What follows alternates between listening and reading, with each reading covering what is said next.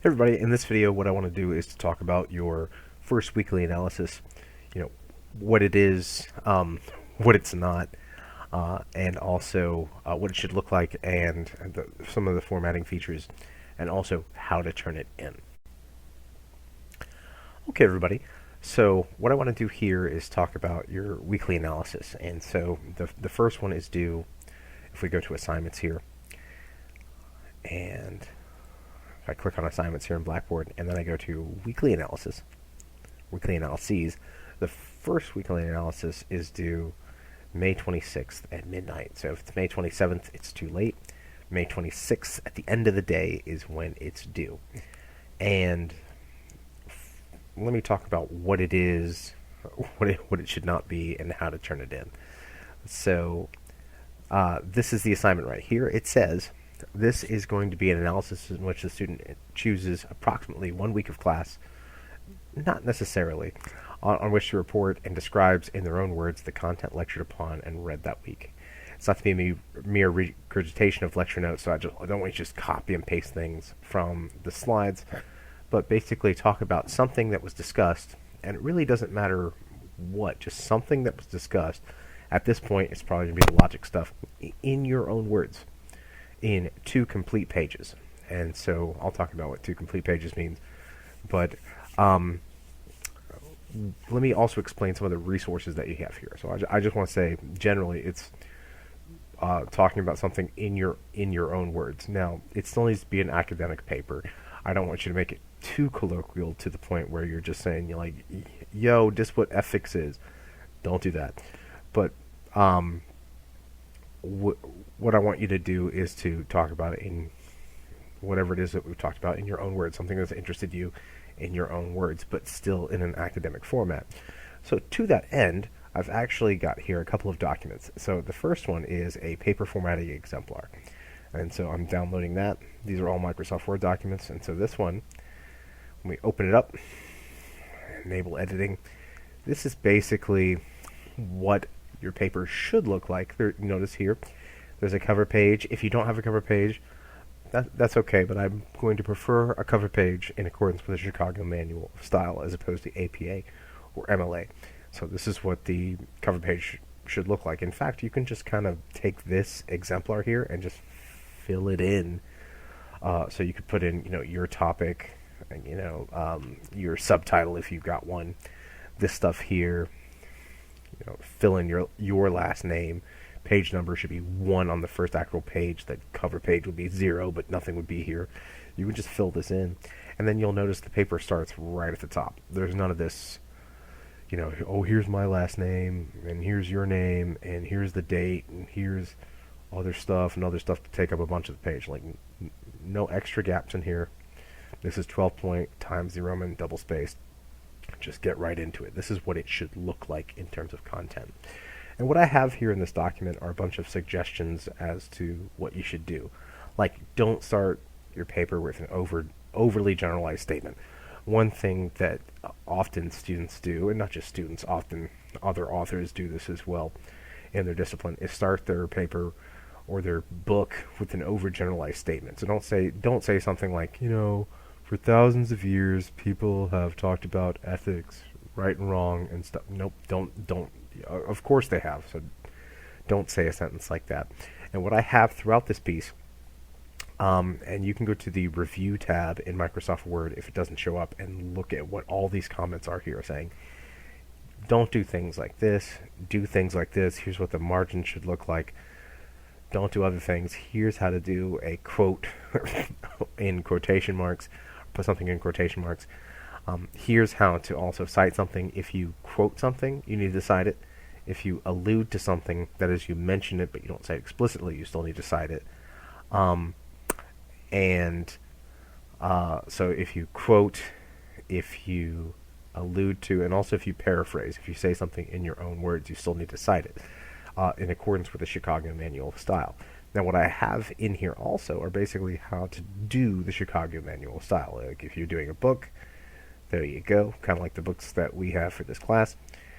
Everything in the footnotes, and these need to be footnotes if you use references. You don't need to use references unless you, quote, paraphrase, or allude to something.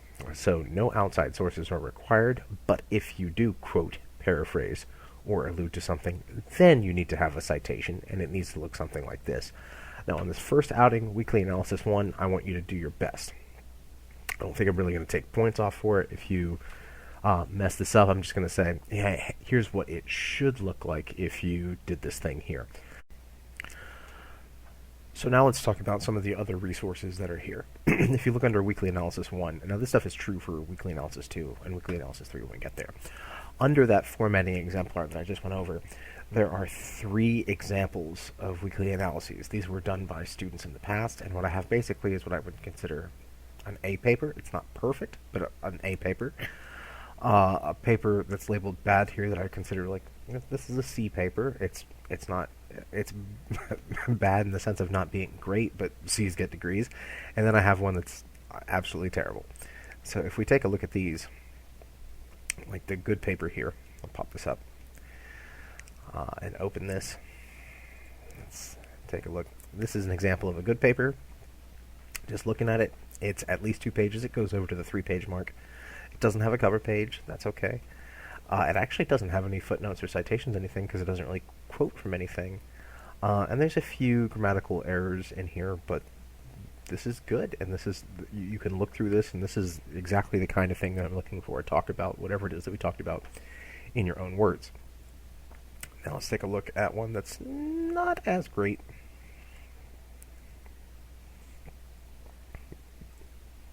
Or you can already see the problem with this one. This one actually has the right length. You can see it's in the wrong font. There's all this space here. I don't know what's going on here. It's, like I said, in this weird font. Doesn't have the right spacing. This is not a footnote. That's not my name. There are some Christianity is not a religion.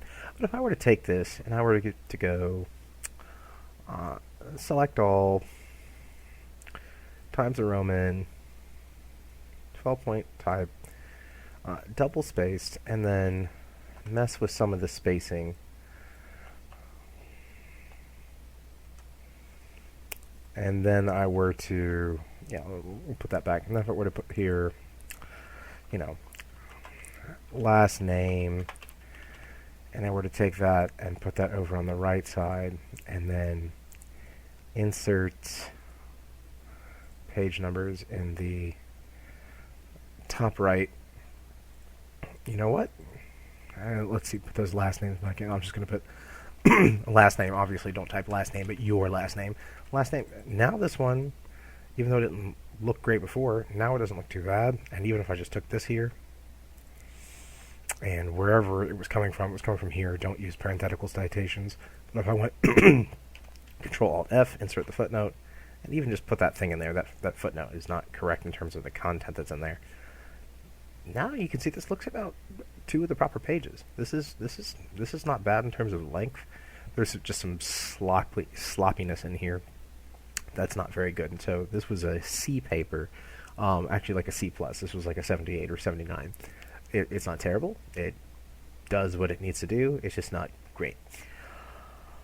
And this would be, like I said, an example of a C paper. Not bad, not great. That's what a C is, that just kind of average. And now let's take a look at one that's terrible. So this one, you'll notice it's got the last name page number thing, but you notice it also stops at page 1 with the question, is this decent? With the word decent misspelled. So actually what's in here is not, the actual paragraphs themselves are not too bad. There's some spelling problems, utilitarianisms, opinions, opinion, effects, what you should do with it. There's some sloppy spelling stuff in here, for sure. But the main problem is this one, for a 2-page paper, it's half the required length, half of it. And so if you turn in a 1-page paper, if I give you anything more than a 50, that's being generous because you did half the work. So this one, on the face of it, looks pretty good in terms of what's here. And sometimes I'll say that. Sometimes people will do a really good paper. It's just way, way, way too short. So this isn't enough of the work. And some of the discussion here is a little bit confusing, but it's still, listen, a 50 is still better than a 0. So whatever you got, turn in something. And I'll say this, as the semester progresses, or in this case, our summer term progresses, I'm going to be more generous at the beginning than at the end. So if you make mistakes at the beginning, I'm going to be more apt to tell you, hey, I normally would take points off for this, but you made this mistake here. Don't do it on the next one. So pretty much if you turn in a 2-page weekly analysis, everything's in the right format, and I don't necessarily agree with everything that you said, but you're giving it your best shot, you're going to do well in the first one. But if I say on the next one, don't do this thing and don't do that thing, don't do that thing on the next one. All right? So I become a little bit more strict as the semester goes on. And so if I make an explicit comment on your weekly analysis, hey, you did this here, don't do this here next time, work on this, here's what a citation should look like, rectify those things, and if you rectify those things, you'll be fine. So that's going to be that when it comes to the examples. So these examples are here. They're already up on Blackboard. You can look at them in more detail on your own, and they'll be there for the entire duration of this summer term. And so finally, how do I turn this in? Well, for weekly analysis 1, this is true for the second and third one when we get there. Click on weekly analysis. And again, it repeats the assignment. All the attachments are still here. What you will do is you will do this in a Microsoft, as a Microsoft Word document. That'll be a .doc or .docx. I don't want you to put anything here. I don't want you to put the paper here in the comment section right here. You can put some comments in here like, hey, I was having trouble doing this. I was having some issues doing that. I hope this is okay. You can put commentary there. You can put a comment there. Don't just copy and paste the paper in here. Don't do the right submission. I don't want it in here like this. What I want you to do is I want you to attach your file. So if I browse my computer, here's my weekly analysis we just did, like the terrible one. I'm going to attach it. Bam. Now I can see my weekly analysis. You'll notice it's a .docx file. That's a Microsoft Word document. There it is. I can, I didn't mean to attach that. Oh, I can take it down by hitting do not attach. Are you sure you don't want to attach that? Okay. Let's say I want to pick another one. No, I don't want the terrible one. I want the good one.